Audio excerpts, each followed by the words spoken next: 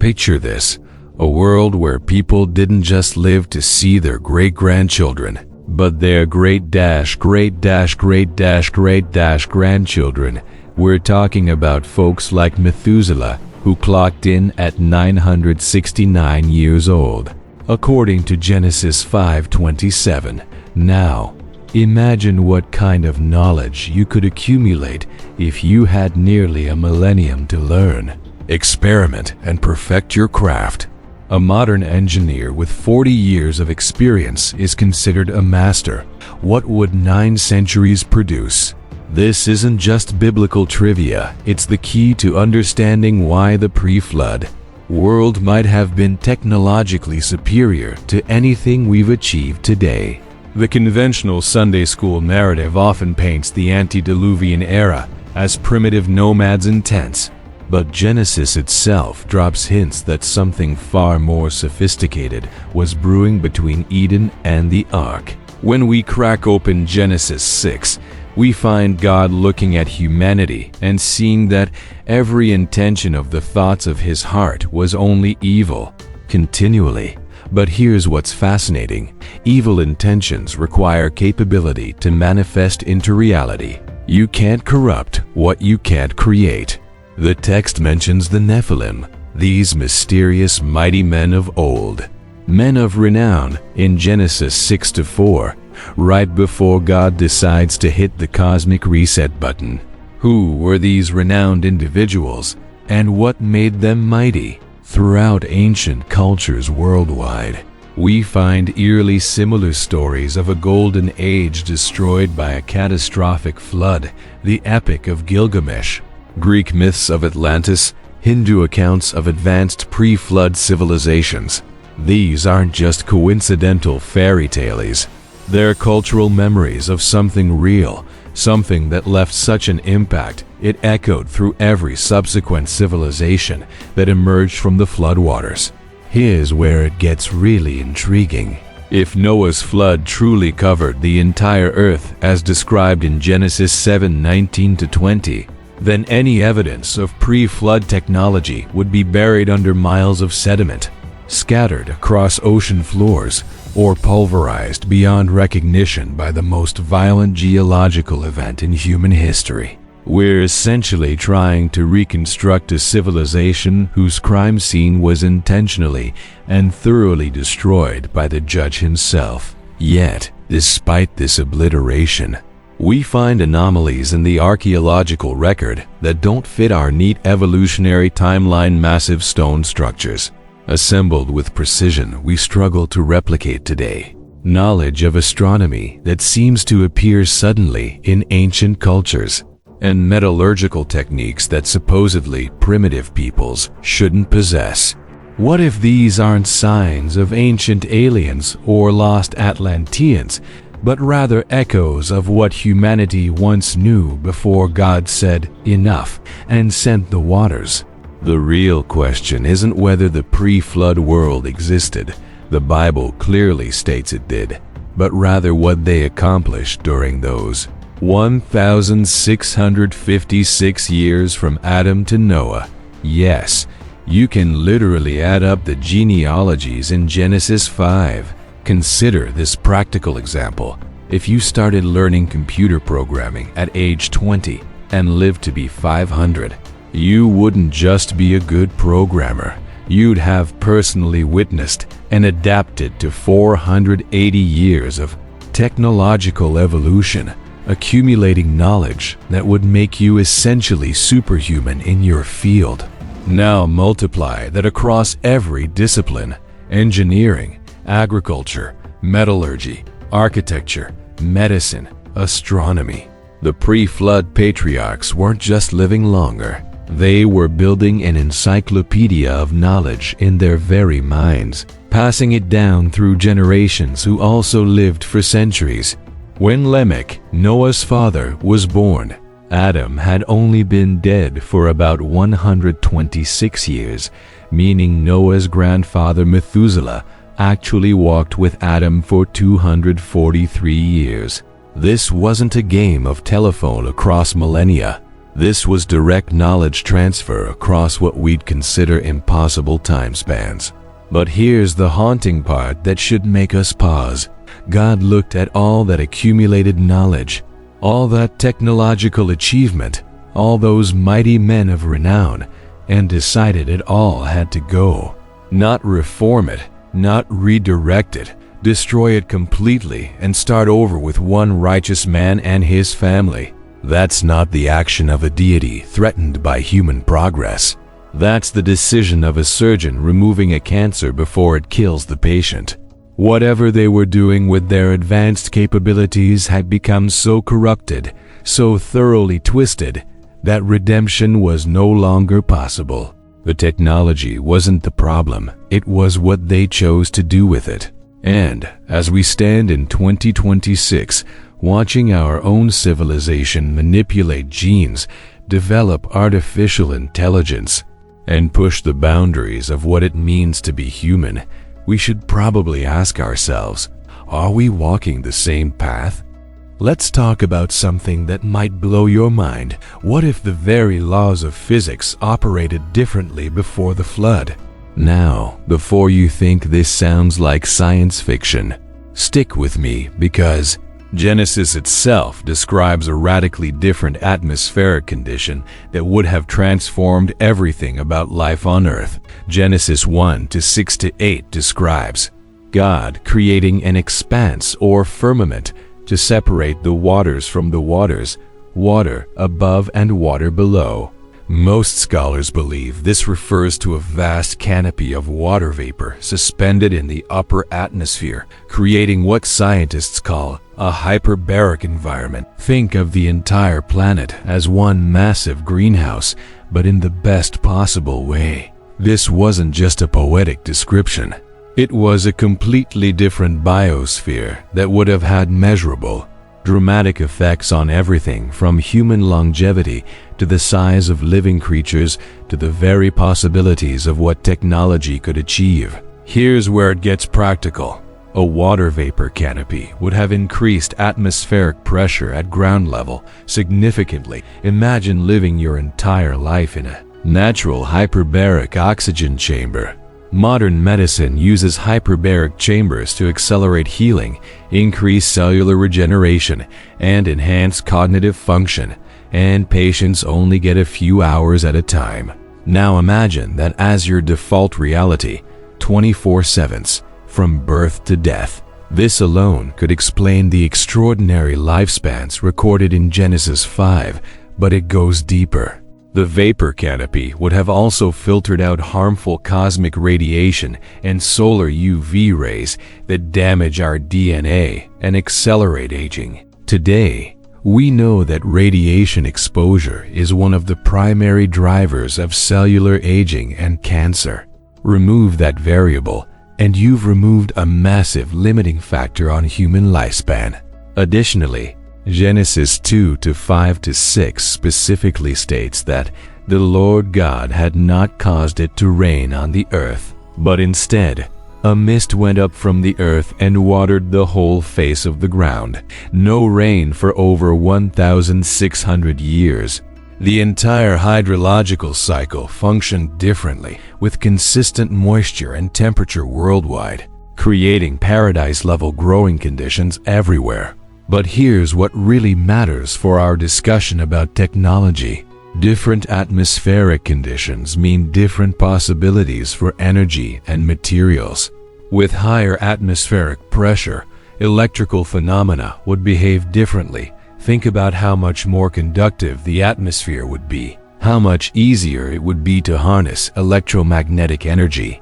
The pre-flood humans might have developed power systems based on principles that simply don't work in our current environment, which would explain why we find no recognizable power plants in the archaeological record. It's like trying to use a hydroelectric dam in a desert. The technology might be brilliant, but without the right environmental conditions, it's useless. Consider also that this high-pressure, radiation-shielded environment would allow for biological gigantism. We find fossils of dragonflies with 2-foot wingspans, ferns the size of trees, and creatures that would collapse under their own weight in today's atmospheric pressure. Genesis 6-4 mentions giants in the earth in those days, not metaphorical giants, but actual large humans who could exist because the physics allowed it. Larger brains, longer lives, perfect environmental conditions. This was a recipe for a civilization that could achieve things we literally cannot replicate today. Let's bring this down to earth with a real-world example. Imagine you're a metal worker in the pre-flood world. You've got 300 years of experience and you're still considered middle-aged. You're working in an atmosphere that makes high-temperature smelting easier, and you've got access to mineral deposits that haven't been scattered by continental drift or buried by sediment. You're not just making bronze tools. You're experimenting with alloys and techniques that modern metallurgists would need advanced equipment to attempt. You're working with metals in their purest forms, combinations that we'd need complex chemical processes to achieve today. This is exactly what we see hinted at in Genesis 4:22, where Tubal-Cain is described as an instructor of every craftsman in bronze and iron, not just a blacksmith, an instructor of every craftsman. That phrase suggests an entire industry, a body of knowledge so sophisticated it required specialized teaching. And he was doing this potentially 6 or 7 generations after Adam, meaning he could have learned directly from people who learned directly from people who walked in Eden. The knowledge degradation we assume in ancient cultures simply didn't exist in a world where the teachers lived for centuries. Now here's the kicker that connects everything. When the flood came, it didn't just destroy the people and their cities, it fundamentally changed the planet's operating system. The water canopy collapsed. That's where all the rain came from for 40 days and nights. Atmospheric pressure dropped. Cosmic radiation penetrated. The climate became harsh and varied, and suddenly all those environmental advantages disappeared overnight. Any technology that depended on pre-flood physics would have become instantly obsolete, as useless as a solar panel on a planet with no sun. This is why Noah's descendants had to essentially start over, and why lifespans began dropping dramatically in the generations after the flood. Check out Genesis 11. You can literally watch the ages plummet. They weren't just rebuilding cities. They were trying to survive in a world that now operated on hard mode, where the cheat codes of the previous age no longer worked. The question isn't why they lost their technology, it's how they managed to preserve any knowledge at all through such a catastrophic environmental transformation. Now we're getting to the good stuff, the actual technologies that the Bible hints at, technologies so advanced that their echoes still puzzle us today. Let's start with the most explicit evidence, metallurgy. Genesis 4:22 introduces us to Tubal-Cain, described as an instructor of every craftsman in bronze and iron. Now, if you know anything about the history of metalworking, bronze and iron working appearing simultaneously should raise your eyebrows. In conventional archaeology, there's a Bronze Age and then, centuries later, an Iron Age.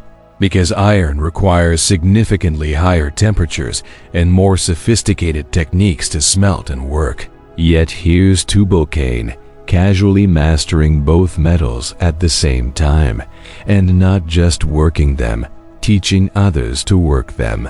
This suggests knowledge of mining or extraction, smelting at temperatures exceeding 1,500 degrees Celsius, alloy creation, and probably metalworking techniques we've forgotten. Think about what you could create with 500 years of metallurgical experience, metals that don't corrode, alloys with properties we haven't rediscovered, tools and structures that would last millennia. The second and third technologies, urban planning and agriculture, are intimately connected and equally mind-blowing. Genesis 4:17 casually mentions that Cain built a city, which sounds simple until you realize what building a city actually requires. Urban planning, infrastructure, governance systems, and agriculture productive enough to support non-farming populations. The curse on Cain in Genesis 4:12 implies that before it, the ground freely yielded its strength. We're talking soil fertility that made farming almost effortless. Everyone else in the pre-flood world still had access to these paradise conditions, with centuries to perfect crop breeding and food production. Norman Borlaug spent 50 years developing high-yield wheat that saved 1 billion people. Now imagine someone with 400 years to experiment in perfect conditions. When we find inexplicable megalithic structures worldwide, Göbekli Tepe, Puma Punku, the Great Pyramid, what if these are post-flood echoes of construction techniques that were commonplace before the waters came? The fourth and fifth technologies involve sound, music, and information storage areas where the pre-flood world might have been genuinely superior to us. Genesis 4:21 introduces Jubal as the father of all those who play the harp and flute, meaning he invented or systematized music, which requires sophisticated understanding of mathematics, physics, and harmonics. Ancient structures worldwide display acoustic properties that baffle modern engineers. Whispering galleries, amphitheaters with perfect sound distribution, resonance chambers tuned to specific frequencies. What if they understood sound at a level we're only rediscovering, using frequencies for construction, healing, or even levitation? Modern research shows certain frequencies can shatter objects and levitate particles. This isn't mysticism, it's physics. Here's the information puzzle. Methuselah died the year of the flood, born just 243 years after Adam's death, only 3 generations separating Eden from the ark. With lifespans of 500 to 900 years, human memory became a sophisticated storage system, and Noah personally carried 600 years of pre-flood knowledge into the new world. The sixth technology is genetic manipulation, and it's biblically unavoidable. Genesis 6:1-4 describes sons of God producing Nephilim, and verse 12 states, all flesh had corrupted his way.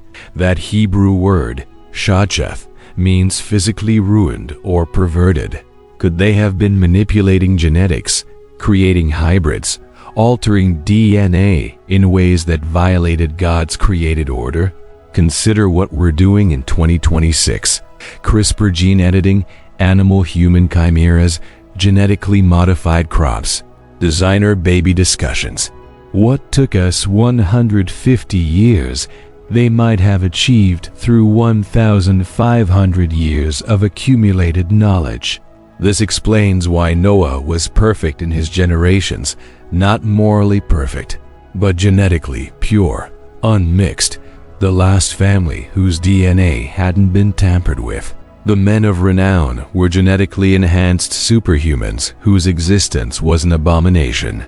When ancient myths speak of demigods, giants, and human-animal hybrids, they're remembering real genetic experiments from a civilization that went too far. The seventh technology is their energy source, the biggest mystery because we find almost no direct evidence, which itself is revealing. They built cities, smelted metals at extreme temperatures, achieved impossible engineering feats, yet we find no coal mines or oil wells in pre-flood layers. What if they used energy that depended on pre-flood atmospheric conditions and became useless after the vapor canopy collapsed? Nikola Tesla believed Earth's ionosphere could conduct electricity globally without wires. What if the vapor canopy created ideal conditions for ambient energy harvesting? Ancient texts describe stones that glow without fire and lamps that burn forever. What if these weren't metaphors, but descriptions of technologies exploiting physics we no longer access? Consider how incomprehensible smartphones would be to someone from 1826. Now imagine energy technology designed for a completely different atmosphere. The technology wasn't primitive, it was so advanced, it became obsolete when God changed the rules of the game. Here's the uncomfortable truth that nobody wants to talk about. God didn't destroy the pre-flood civilization because He was jealous of their technology or threatened by their knowledge. Genesis 6-5 gives us the diagnosis in brutally clear terms. The Lord saw that the wickedness of man was great in the earth, and that every intention of the thoughts of his heart was only evil continually. Read that again. Every intention, only evil continually. This wasn't a society with some bad apples or a few corrupt leaders. This was total moral collapse at every level, in every heart, all the time. The technology we've been discussing wasn't the problem, it was the amplifier. It's like giving a psychopath a nuclear weapon instead of a knife. The evil was already there, but advanced technology gave them the power to manifest that evil on a catastrophic scale. When you combine centuries of accumulated knowledge with hearts that are only evil continually, you don't get a utopia, you get a nightmare that makes our darkest science fiction look tame. Let's connect this to something you can understand right now in 2026. We're living in the most technologically advanced era in post-flood history. And what are we doing with it? We've got an AI that can create deepfake videos to destroy reputations. Social media algorithms designed to addict and divide us. Gain-of-function research creating pathogens that don't exist in nature, and we're literally editing human embryos to create better babies. We've got the knowledge to feed the world, yet people starve because of greed. We can communicate instantly across the globe, yet we're more isolated and depressed than ever. We're accomplishing medical miracles while simultaneously aborting millions of children and euthanizing the elderly. Here's the pattern. Every major technological advancement in human history gets weaponized, commercialized, and corrupted within a generation. Now imagine that same human heart unchanged since Eden, but with 1,500 years of technological advancement and no degradation of knowledge between generations. The pre-flood world didn't fail because they lacked capability. They failed because capability without character is catastrophic. Genesis 6:11-13 adds more disturbing details. The earth was corrupt before God, and the earth was filled with violence. So God looked upon the earth, and indeed it was corrupt. For all flesh had corrupted their way on the earth. Notice the repetition corrupt. Corrupted gods, emphasizing this wasn't a minor issue. The word violence here is hamas in Hebrew, meaning not just physical violence but injustice, cruelty, and oppression amplified to societal levels. Picture a world where the Nephilim, these genetically enhanced giants, ruled as tyrants, where technology enabled surveillance and control that made resistance impossible, where genetic manipulation created slave races or expendable workers. Sound familiar? We're already building social credit systems, developing AI for mass surveillance, and creating technologies that could be used for absolute control. The pre-flood world likely had all of this perfected, and with no biblical law, no prophets calling for repentance, and lifespans allowing tyrants to rule for centuries, the oppression became total and inescapable. God didn't destroy that world out of anger. He destroyed it out of mercy. Before humanity corrupted itself beyond any possibility of redemption, here's the prophetic warning that should make every hair on your neck stand up. Jesus himself said in Matthew 24:37, "As it was in the days of Noah, so it will be at the coming of the Son of Man." He's not making a casual historical reference. He's saying the pattern will repeat. We're watching it happen right now.